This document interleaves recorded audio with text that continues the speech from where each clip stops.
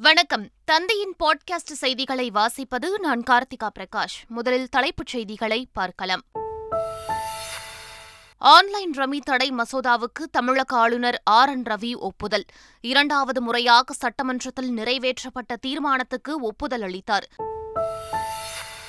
ஆன்லைனில் ரம்மி விளையாடினால் 3 மாதம் சிறை தண்டனை விதிக்கும் வகையில் சட்டத்தில் வழிவகை.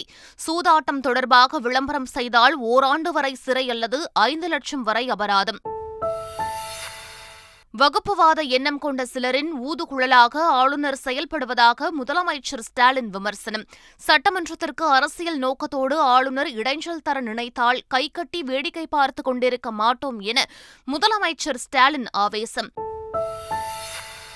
விசாரணை கைதிகளின் பல் பிடுங்கப்பட்ட விவகாரம் குறித்து அமுதா IAS விசாரணை தொடக்கம். விசாரணையை புறக்கணிப்பதாக பாதிக்கப்பட்டவர்கள் தரப்பு வழக்கறிஞர் பேட்டி. கலாக்ஷேத்ரா விவகாரத்தில் மாநில மனித உரிமை ஆணையம் தாமாக முன்வந்து விசாரணை. IG தலைமையில் விசாரணை நடத்தி 6 வாரத்திற்குள் அறிக்கை தாக்கல் செய்ய உத்தரவு. ஆம் ஆத்மி கட்சிக்கு தேசிய கட்சிக்கான அங்கீகாரத்தை வழங்கியது இந்திய தேர்தல் ஆணையம். 4 மாநிலங்களில் அங்கீகரிக்கப்பட்ட மாநில கட்சியாகவும் உருவெடுத்தது. இனி விரிவான செய்திகள். ஆன்லைன் ரம்மி தடை சட்ட மசோதாவுக்கு ஆளுநர் RN ரவி ஒப்புதல் அளித்துள்ளார். ஆன்லைன் சூதாட்ட தடை சட்ட மசோதா சட்டசபையில் நிறைவேற்றப்பட்டு ஆளுநரின் ஒப்புதலுக்காக அனுப்பப்பட்டது. இதில் சில குறைகள் இருப்பதாக கூறி மசோதாவை ஆளுநர் RN ரவி திருப்பி அனுப்பினார். இதைத் தொடர்ந்து இரண்டாவது முறையாக அனுப்பப்பட்ட மசோதா ஆளுநரின் ஒப்புதலுக்காக காத்திருந்தது. இதற்கு ஆளுநர் ஒப்புதல் அளிக்காமல் காலம் தாழ்த்தி வந்த நிலையில் RN ரவிக்கு எதிராக சட்டசபையில் இன்று அரசினர் தனி தீர்மானம் நிறைவேற்றப்பட்டது.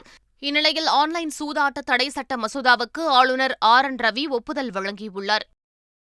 சட்டமன்றத்தில் நிறைவேற்றிய தீர்மானத்தின் நல்விளைவாக ஆன்லைன் சூதாட்ட தடை சட்டத்திற்கு ஆளுநர் ஒப்புதல் வழங்கியுள்ளதாகவும் இந்த சட்டம் தமிழ்நாடு அரசிதழில் வெளியிடப்படும் என்றும் முதலமைச்சர் MK ஸ்டாலின் தெரிவித்துள்ளார். மாண்புமிகு ஆளுநர் அவர்கள் ஆன்லைன் ரம்மி விளையாட்டு தொடர்பான மசோதாவிற்கு ஒப்புதல் அளித்துள்ளார் என்ற செய்தியை உங்களோடு பகிர்ந்து கொள்ள விரும்புகிறேன். மேலும் இந்த சட்டமானது இன்றே தமிழ்நாடு அரசிதழில் வெளியிடப்படும் என்ற மகிழ்ச்சியான செய்தியையும் மாண்புமிகு பேரவைத் தலைவர் அவர்கள் மூலமாக இந்த அவைக்கு தெரிவித்து அமைகிறேன். ஆன்லைனில் ரம்மி விளையாடினால் 3 மாதங்கள் சிறை தண்டனை விதிக்க சட்டத்தில் வழிவகை செய்யப்பட்டுள்ளது. ஆன்லைன் விளையாட்டு சேவை வழங்கும் நிறுவனங்கள் இனி அந்த சேவையை வழங்கவும் தடை விதிக்கப்படுகிறது. எந்த நிறுவனமும் எந்த வகையிலும் ஆன்லைன் சூதாட்ட விளையாட்டுகள் தொடர்பாக விளம்பரம் செய்ய தடை விதிக்கப்படுகிறது.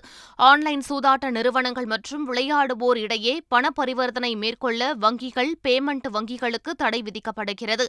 பணத்தை வைத்து ஆன்லைன் சூதாட்டம் விளையாடினால் 3 மாதங்கள் வரை சிறை அல்லது 5,000 வரை அபராதம் அல்லது இவை இரண்டும் தண்டனையாக விதிக்கப்படும். அதேபோல ஆன்லைன் சூதாட்டம் தொடர்பாக விளம்பரம் செய்தால் ஓராண்டு வரை சிறை அல்லது 5 லட்சம் வரை அபராதம் அல்லது இவை இரண்டும் தண்டனையாக விதிக்கப்படும். தமிழக ஆளுநர் ரவியின் நடவடிக்கைக்கு எதிராக சட்டமன்றத்தில் தனி தீர்மானம் ஒருமனதாக நிறைவேற்றப்பட்டது. தமிழக அரசு கொண்டுவரும் மசோதாக்களுக்கு ஒப்புதல் அளிக்காமல் காலம் தாழ்த்தி வரும் தமிழக ஆளுநர் ரவிக்கு எதிராக தனி தீர்மானத்தை அமைச்சர் துரைமுருகன் கொண்டு வந்தார். எண்ணி கணிக்கும் முறைப்படி உறுப்பினர்கள் எழுந்து நின்று ஆளுநர் ரவிக்கு எதிரான தனி தீர்மானத்திற்கு ஆதரவு வழங்கினர். RN ரவிக்கு எதிரான தனி தீர்மானத்திற்கு 144 உறுப்பினர்கள் ஆதரவு அளித்த நிலையில் 2 உறுப்பினர்கள் மட்டுமே எதிர்ப்பு தெரிவித்தனர். மசோதாவிற்கு ஒப்புதல் அளிக்க ஆளுநருக்கு காலக்கெடு நிர்ணயிக்க வேண்டும் என்று மத்திய அரசுக்கு முதலமைச்சர் ஸ்டாலின் கோரிக்கை விடுத்தார். அதோடு அரசுக்கு எதிரான ஆளுநரின் செயல்பாடுகளை தமிழக அரசு கைகட்டி வேடிக்கை பார்க்காது என்றும் எச்சரித்தார். ஆளுநர் ரவியின் நடவடிக்கைகளுக்கு எதிராக தனி தீர்மானம் முன்மொழிந்த முதலமைச்சர் ஸ்டாலின் ஆளுநர் சொல்வதை நம்ப தமிழக மக்கள் ஒன்றும் ஏமாளிகள் அல்ல என்றும் காட்டமாக பேசினார். நாள்தோறும் ஒரு கூட்டம், நாள்தோறும் ஒரு விமர்சனம் என்ற நிலையில் ராஜ்பவனை அரசியல் பவனாக மாற்றிக் கொண்டிருக்கிறார். வகுப்புவாத எண்ணம் கொண்ட சிலரின் ஊதுகோலாக ஆளுநர் செயல்படுகிறார். ஆளுநரை விமர்சிக்கிறோம் என்றால் அவரை தனிப்பட்ட முறையில் அல்ல, ஆளுநரின் செயல்பாடுகளைத்தான் விமர்சிக்கிறோம். ஆளுநர் பேசி வந்த கருத்துக்களுக்கு பதிலுக்கு பதில் சொல்லி சட்டமன்றத்தை அரசியல் மன்றமாக நான் மாற்ற விரும்பவில்லை. அதே நேரத்தில் சட்டமன்றத்திற்கு அரசியல் நோக்கத்தோடு இடைஞ்சல் தர நினைத்தால் அதனை கைகட்டி வேடிக்கை பார்த்து கொண்டிருக்க மாட்டோம் என்பதை சொல்லிக்கொள்ள விரும்புகிறேன். ஆளுநருக்கு எதிராக யார் பேசினாலும் அது முதலமைச்சர் ஸ்டாலினுக்கு தான் ஆபத்தாக முடியும் என பாஜக மூத்த தலைவர் ராஜா தெரிவித்துள்ளார். புதுக்கோட்டையில் செய்தியாளர்களிடம் பேசிய அவர், ஸ்டெர்லைட் கூடன்குளம் குறித்து ஆதாரம் இருப்பதால் தான் ஆளுநர் பேசியதாக தெரிவித்தார். ஆளுநரின் பேச்சு தவறு என்றால் நீதிமன்றத்தை நாடுங்கள் என்று தெரிவித்துள்ளார். ஆளுநருக்கு எதிராக நாம ஏதோ பேசினா நம்ம பெரிய மனுஷன் நினைச்சிருவான்னு முதலமைச்சரோ அல்லது அமைச்சர்களோ அல்லது அவர்களுக்கு சிங்கிடி போடுற தீய சக்திகள், திருமாவளவன் இந்த மாதிரியா இருக்கக்கூடிய மே 17 18 ஒவ்வொரு தேதிக்கு ஒரு கட்சி இருக்கு, அந்த மாதிரி இருக்கக்கூடிய தீய சக்திகள் நினைத்தால் அது ஸ்டாலினுக்கு ஆபத்தாகும். விசாரணை கைதிகளின் பல் பிடுங்கப்பட்ட விவகாரத்தில் அமுதா IAS-இன் முதல் நாள் விசாரணையின் போது அம்பாசமுத்திரம் உதவி காவல் ஆய்வாளர் மற்றும் எழுத்தர் ஆகிய இருவரும் விசாரணைக்கு ஆஜராகினர். அம்பாசமுத்திரம் காவல் உட்கோட்டத்தில் விசாரணை கைதிகளின் பற்களை பிடுங்கிய விவகாரம் தொடர்பாக தமிழக அரசு உயர்மட்ட குழு விசாரணை அதிகாரியாக அமுதா IAS நியமிக்கப்பட்டார். அதன்படி நெல்லை சென்ற அவர் தனது முதல் நாள் விசாரணையை தொடங்கினார். அம்பாசமுத்திரம் காவல் நிலைய உதவி காவல் ஆய்வாளர் மகாலட்சுமி மற்றும் நிலைய எழுத்தர் வின்சென்ட் ஆகிய இருவரிடம் சுமார் 20 நிமிடங்கள் விசாரணை நடத்தப்பட்டது. இதனிடையே உயர்மட்ட குழு விசாரணை அதிகாரி அமுதா IAS விசாரணையை புறக்கணிப்பதாக பாதிக்கப்பட்டவர்களின் வழக்கறிஞர் மகாராஜன் தெரிவித்துள்ளார். சென்னை அடையாறு கலாக்ஷேத்ரா கல்லூரி மாணவிகள் பாலியல் சம்பவம் குறித்து மாநில மனித உரிமைகள் ஆணையம் தாமாக முன்வந்து வழக்கு பதிவு செய்துள்ளது. அடையாறு கலாக்ஷேத்ரா கல்லூரி மாணவிகள் பாலியல் புகார் அளித்த விவகாரத்தில் உதவி பேராசிரியர் ஹரிபத்மன் கைது செய்யப்பட்டு சிறையில் அடைக்கப்பட்டுள்ளார். இந்நிலையில் மாநில மனித உரிமை ஆணையம் தாமாக முன்வந்து வழக்கு பதிவு செய்து விசாரணையை தொடங்கியுள்ளது. ஆணையத்தின் IG மகேந்திரகுமார் ரத்தோட் தலைமையிலான குழு விரிவான விசாரணை நடத்தி 6 வாரத்திற்குள் அறிக்கை தாக்கல் செய்ய உத்தரவு பிறப்பிக்கப்பட்டுள்ளது. ஆசிரியர் தகுதி தேர்வில் தேர்ச்சி பெற்றவர்களை நேரடியாக பணி நியமனம் செய்ய வேண்டும் என்று தமிழக பாஜக தலைவர் அண்ணாமலை வலியுறுத்தியுள்ளார். இதுகுறித்து அவர் வெளியிட்டுள்ள அறிக்கையில், இன்னும் ஒரு தேர்வில் தேர்ச்சி பெற்றால்தான் பணி என்பது இளைஞர்களின் இத்தனை ஆண்டு கால காத்திருப்பையும் நம்பிக்கையையும் சீர்குலைக்கும் செயல் என்றும் அவர் தெரிவித்துள்ளார். எனவே ஆசிரியர் தகுதி தேர்வில் தேர்ச்சி பெற்றவர்களை நேரடியாக பணி நியமனம் செய்ய வேண்டும் என்றும், பணி நியமன போட்டித் தேர்வை பரிந்துரைக்கும் அரசாணையை அரசு ரத்து செய்ய வேண்டும் என்றும் அவர் வலியுறுத்தியுள்ளார். ஆருத்ரா நிதி நிறுவனம் தொடர்பான வழக்கில் நடிகர் RK சுரேஷ் தரப்பு விளக்கத்தை ஏற்க மறுத்த பொருளாதார குற்றப்பிரிவு அதிகாரிகள் அவரை நேரில் விசாரணைக்கு ஆஜராக உத்தரவிட்டனர். இந்த வழக்கில் 11 பேர் கைது செய்யப்பட்ட நிலையில் தலைமறைவாக உள்ள மற்றவர்களை தேடும் பணி நடைபெற்று வருகிறது.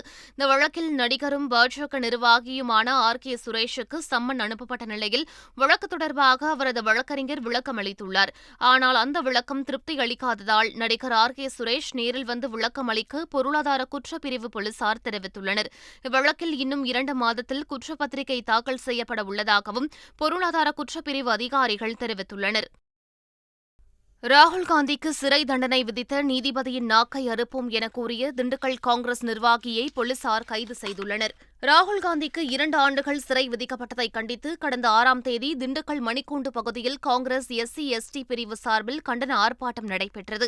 இதில் பேசிய மாநகர் மாவட்ட காங்கிரஸ் தலைவர் துரை மணிகண்டன், நாங்கள் மீண்டும் ஆட்சிக்கு வந்ததும் ராகுல் காந்திக்கு சிறை தண்டனை வழங்கிய சூரத் நீதிமன்ற நீதிபதி வர்மாவின் நாக்கை அறுப்போம் என ஆவேசமாக பேசினார்.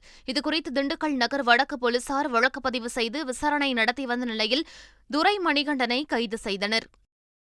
பின்னணி பாடகர் TM சவுந்தரராஜனின் 100ஆண்டு விழாவை முன்னிட்டு மதுரையில் அவருக்கு சிலை அமைக்கப்படும் என செய்தித்துறை அமைச்சர் வெள்ளக்கோவில் சாமிநாதன் அறிவித்துள்ளார்.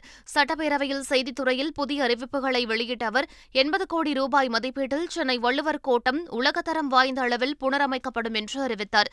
திராவிட இயக்கத்தைச் சேர்ந்த doctor Natesan, PT Thiyagarayar, doctor TM Nair ஆகியோரின் பெருமைகளை எதிர்கால தலைமுறையினர் அறியும் வகையில் திராவிட இயக்க சரித்திர நிகழ்வுகளை தாங்கி சென்னையில் திராவிட இயக்க தீரர்கள் கோட்டம் அமைக்கப்படும் என்றும் அவர் அறிவித்தார்.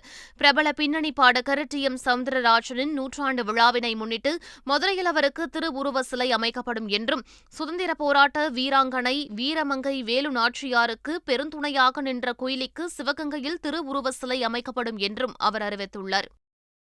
சிறைவாசிகள் தங்கள் குடும்ப உறுப்பினர்களிடம் வீடியோ அழைப்பு மூலம் பேசுவதற்கு வசதி ஏற்படுத்தப்படும் என்று அமைச்சர் ரகுபதி அறிவித்துள்ளார். சட்டப்பேரவையில் புதிய அறிவிப்புகளை வெளியிட்ட அவர், சிறைவாசிகளின் மன அழுத்தத்தை குறைக்கும் வகையில் தங்கள் குடும்ப உறுப்பினர்கள் மற்றும் வழக்கறிஞர்களிடம் தொலைபேசி மூலம் பேசும் கால அளவு நீட்டிக்கப்படுவதுடன் அவர்கள் வீடியோ அழைப்பு மூலம் பேசும் வசதியும் ஏற்படுத்தப்படும் என்றார்.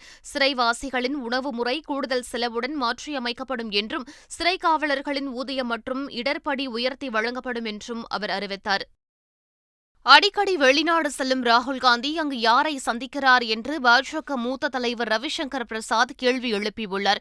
ராகுல்காந்தி வெளிநாடு செல்லும்போது அங்கு விரும்பத்தகாத தொழிலதிபர்களை சந்திப்பதாகவும் பல வர்த்தக நிறுவனங்களுடன் தொடர்பு வைத்திருப்பதாகவும் காங்கிரசிலிருந்து வெளியேறிய மூத்த தலைவர் குலாம் நபி ஆசாத் கூறியிருந்தார். இதுகுறித்து பாட்னாவில் செய்தியாளர்களிடம் பேசிய பாஜக மூத்த தலைவர் ரவிசங்கர் பிரசாத், ராகுல்காந்தி வெளிநாட்டு சுற்றுலா பயணத்தின்போது யாரை சந்திக்கிறார் என்பதை நாட்டு மக்கள் அறிந்து கொள்ள விரும்புகிறார்கள் என்றார். குலாம் நபி ஆசாத் குறிப்பிட்ட அந்த பணியாற்றும் தொழிலதிபர்களின் கட்டளைப்படி இந்தியாவை பலவீனப்படுத்த ராகுல்காந்தி முயற்சிக்கிறாரா என்றும் கேள்வி எழுப்பியுள்ளார். ஆம் ஆத்மி கட்சிக்கு தேசிய கட்சிக்கான அங்கீகாரத்தை தேர்தல் ஆணையம் வழங்கியுள்ளது. ஒரு கட்சி 4 மாநிலங்களில் அங்கீகரிக்கப்பட்ட மாநில கட்சி என்ற அந்தஸ்தை பெறும் பட்சத்தில் அந்த கட்சிக்கு தேசிய கட்சிக்கான அந்தஸ்து வழங்கப்படும். அதன் அடிப்படையில் 4 மாநிலங்களில் அங்கீகரிக்கப்பட்ட மாநில கட்சி அந்தஸ்தை பெற்றுள்ள ஆம் ஆத்மி கட்சிக்கு தேசிய கட்சி இந்த அந்தஸ்தை தேர்தல் ஆணையம் வழங்கியுள்ளது. MP பதவியிலிருந்து தகுதி நீக்கம் செய்யப்பட்ட பிறகு ராகுல்காந்தி முதல் முறையாக இன்று வயநாடு வருகிறார். அவருடன் சகோதரி பிரியங்கா காந்தியும் வருகை தரவுள்ளார். மதியம் 2 மணிக்கு டெல்லியிலிருந்து விமானம் மூலம் கண்ணூர் வரும் ராகுல்காந்தி பின்னர் ஹெலிகாப்டர் மூலம் வயநாடு செல்கிறார். மாலை 3 மணிக்கு கல்பெட்டாவில் உள்ள SKMG பள்ளியில் தரையிறங்கிய பிறகு அங்கு காங்கிரஸ் கட்சியினர் நடத்தும் பேரணியிலும் பொதுக்கூட்டத்திலும் பங்கேற்று உரையாற்றவுள்ளார். குறைந்த செலவில் தயாரிக்கப்பட்ட தரமான படங்களுக்கு மானியம் வழங்கப்படும் என அரசு செய்தித்துறை கொள்கை விளக்கக்குறிப்பில் அறிவிக்கப்பட்டுள்ளது. 2014 முதல் 2022 ஆண்டு வரை சின்னத்திரை சார்ந்து விருதுகள் வழங்கப்படாமல் இருந்த நிலையில் 2014 முதல் 2022 ஆண்டுகள் வரையிலான சின்னத்திரை விருதுகள் இந்த ஆண்டு வழங்கப்படும் என அரசு கொள்கை விளக்கக்குறிப்பில் அறிவிக்கப்பட்டுள்ளது. இதற்கான பணிகள் நடைபெற்று வருவதாக குறிப்பிடப்பட்டுள்ளது.